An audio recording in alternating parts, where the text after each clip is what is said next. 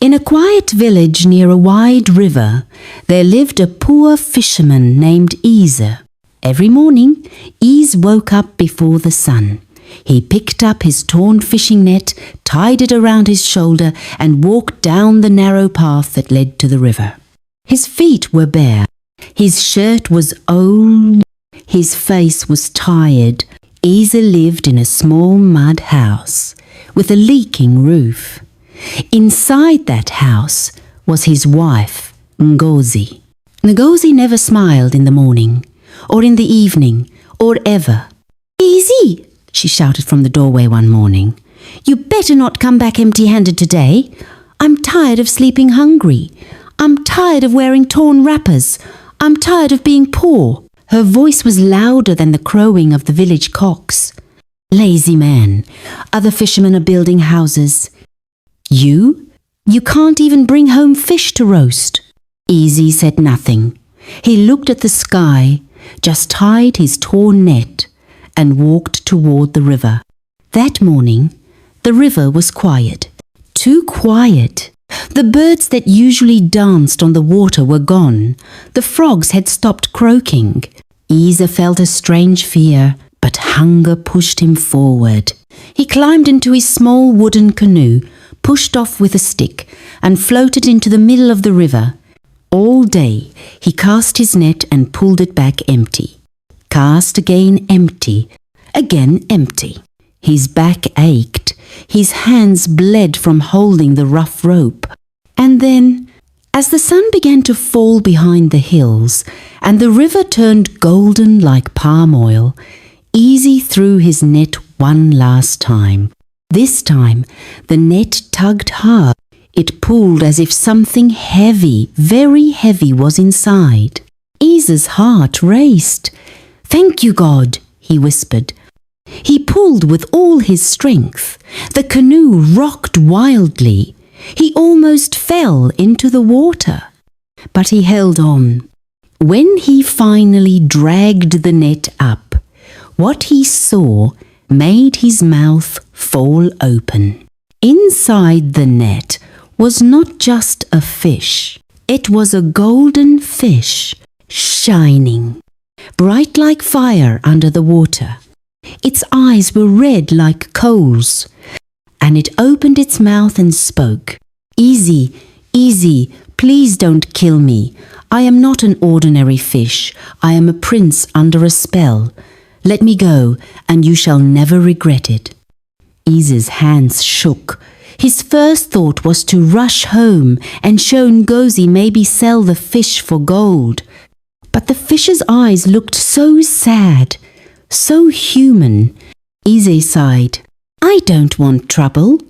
Go back to the water." He lowered the net and let the fish swim away. As it disappeared, the river seemed to whisper, "You will see, Ise, you will see." Ise returned home, his canoe empty as usual. He was tired, hungry, and sad. When Ngozi saw him, she burst out again. "Empty net again? Useless man! What will I eat? Am I married to a fisherman or a beggar?" Ise sat quietly. He told her what had happened at the river. "A golden fish?" Ngozi's eyes grew wide. "And you let it go? Are you mad? Do you know what you have done? That fish could have made us rich." "But it begged me, Nudzi. It spoke. I couldn't kill it." Ngozi folded her arms. Her face was hard like stone. "Tomorrow morning," she said, "you will go back. You will call that fish again. Tell it to give us something. We can't be poor forever." The night was long. Ise could not sleep. The voice of the fish kept ringing in his ears. The cold wind whistled through holes in the house. By morning, he was weak, but Ngozi pushed him out of the house. Go now, before I lose my temper." So Ise went back to the river. The air was heavy. The clouds hung low like they wanted to fall on his head. He stood at the water's edge and called out softly, "Golden fish, prince of the river, my wife sent me. Please come." The water rippled, the golden fish appeared, its scales glowing under the morning light. "What is it, Ease?" it asked, its voice calm. "My wife," she says, "I should ask you for a small house. Our house is falling apart." The fish nodded. "Go home, your wish is granted." When Izzy got home, he stopped in shock. Where his old broken house once stood, there was now a neat mud house with a strong roof, wide windows, and a new wooden door. Ngozi stood outside, smiling for the first time in years. "I knew it," she laughed. "You see, I told you." That night, they slept peacefully for the first time in a long while. But the peace did not last. Days passed. Ngozi became restless again. "This house is too small, Easy. Go back. Tell that fish we want a bigger house. A house with zinc roof and a shop for me." Easy tried to refuse, but Ngozi shouted and cried until he had no choice. He went back, called the fish, and again the fish agreed. When Ise returned, he found a big house with zinc roof and a shop filled with goods. Ngozi was happy for a while, but greed has no end. Soon she wanted more. A mansion, then land, then servants, then clothes like those of the queen. Each time, Ise would beg the fish. Each time, the fish would grant the wish, though its eyes grew sadder. The river began to change too. The water became dark. The birds stopped coming. The air smelled bad. But Ngozi didn't care. One day, she said, "Easy, I want to be queen. Go tell that fish I want to rule this land." Ise fell to his knees. "Ngozi, please, enough. The fish has done enough. Let us live in peace." But Ngozi slapped him hard. "Go, or you will regret the day you married me." Tears in his eyes, Ise went to the river. He called the fish. This time, the fish rose slowly. Its body no longer shone. The water around it was black like night. "What is it now, Easy?" "My wife. She wants to be queen." The fish looked at him with sad eyes. "Go home, Easy. It is done." When Ise reached home, his legs failed him. Where the grand house had stood was now a palace tall and wide, with high walls and big gates. Guards in fine clothes stood at the door. Horses and carriages waited outside. The lands stretched far, green and rich. Ngozi stood on a high balcony, wearing royal robes, her head high, her face proud. "I am now the queen of this land," she said, but Ise's heart was full of fear. That night, as he lay on a bed soft like cotton, he could not sleep, and as he turned to speak to Ngozi, she whispered into the dark, her voice cold, "Tomorrow I will ask for more." The rooster had not even crowed when Ise felt Ngozi's sharp fingernail poking his back. "Wake up, old man. This is not the day to sleep. You heard what I said last night, didn't you?" Ise sat up slowly, his hands shaking. He had hoped it was just a dream. But no. Ngozi stood over him in her expensive gown, her head tied high like a queen. Her lips were red. Her feet wore golden slippers, yet her eyes looked dark, hungry for more. She repeated her words clearly.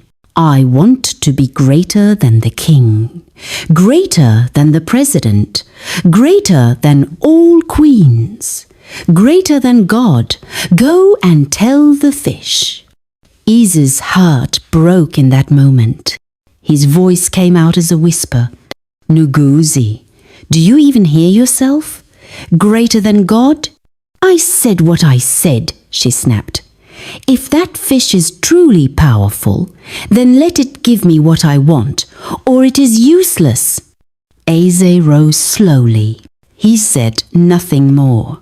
The woman he had married was no longer the same. Greed had turned her heart into stone. He picked up his torn wrapper and walked toward the river like a man going to his own funeral. The air was heavy. The whole place felt cursed. Eze stopped at the edge. His knees gave way. He dropped down in the mud, tears streaming down his cheeks. With a broken voice, he lifted his hand. Golden fish, prince of the water, ruler of the deep, I beg you, please, forgive me. I have come again, not by my will, but my wife's. The river didn't move. The silence was painful. He bowed his head lower. Please, please hear me. She says she wants to be greater than everyone, greater than God. Suddenly, the water shook. Not gently. It roared. A wave splashed up like a hand and slapped Eze across the face. He fell backward into the mud. From the deepest part of the river, the golden light rose slowly, but it was no longer beautiful. The fish emerged weak, dull, and greyish instead of gold. Its voice echoed like thunder inside Eze's chest. Eze, you have returned again for a request that has no name. The fish looked at Eze one last time and said, Go, Eze, it is done. Eze ran home. As he reached the top of the small hill that faced their land, he stopped. His eyes widened. There was nothing. No house, no palace, no shop, no fence, no cars, no servants, no horses. Everything gone. The land was empty. He stepped forward. Slowly. The compound was bare, just scattered bricks, broken wood, and ashes, like the whole place had been demolished overnight. His mouth was dry. He shouted, Ngozi! No reply. He shouted again, Ngozi! He went closer and saw her sitting on a mud mat, crying. They had lost everything. Because of greed, they had thrown away the blessing that was given to them. Nobody tries to be greater than the Creator. Nobody. Greed is a bottomless pit. The more you feed it, the more it destroys until there is nothing left. In life, contentment is a quiet blessing. Eze and Ngozi were given more than enough, a good house, a shop, even royalty. But because Ngozi kept demanding more power, more riches, even the place of God, everything was lost. Greed doesn't just blind you, it deafens you to reason, hardens your heart, and poisons your soul. The more you want, the less you value what you already have.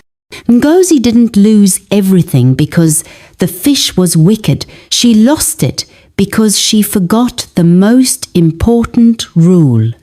You can ask for the world, but when you try to take God's place, you lose even the ground beneath your feet.